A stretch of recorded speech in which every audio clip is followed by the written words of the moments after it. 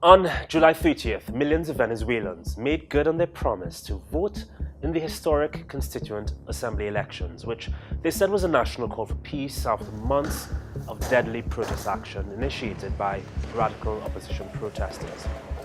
The National Electoral Body, the CNE, has officially placed the end figure at 8,089,320 votes, which represents just over 41% of the electorate.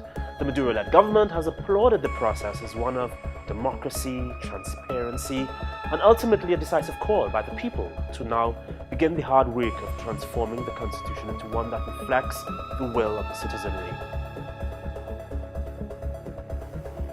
However, local and regional right-wing media, taking the lead from Venezuelan opposition leaders, were quick to call the National Constituent Assembly process illegitimate.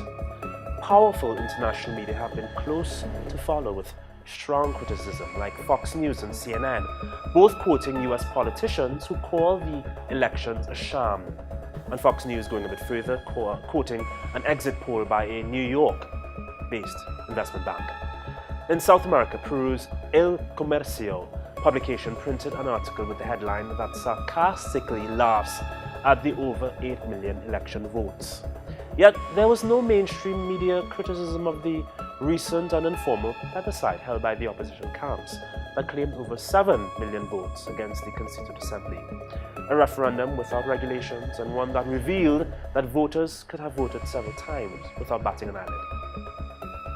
The mainstream media ignored the obvious flaws of the opposition referendum, yet they called the Constituent Assembly election a sham. Come on. Meanwhile, the millions who voted in the Constituent Assembly were in a festive mood on Sunday. Their messages of non-intervention and anti-imperialism were at the tips of their tongues. Many strangers held hands and danced together, and adults, both men and women, shed tears of pride, both during the voting process and when the final figure was called. It's clear that the majority of Venezuelans want peace, and to honor this wish, President Maduro, despite sustained attacks to undermine his government's current missions to diversify the economy and to move Venezuela out of the current economic crisis, has invited the opposition to return to the constitutional political space to work together to achieve those goals for all.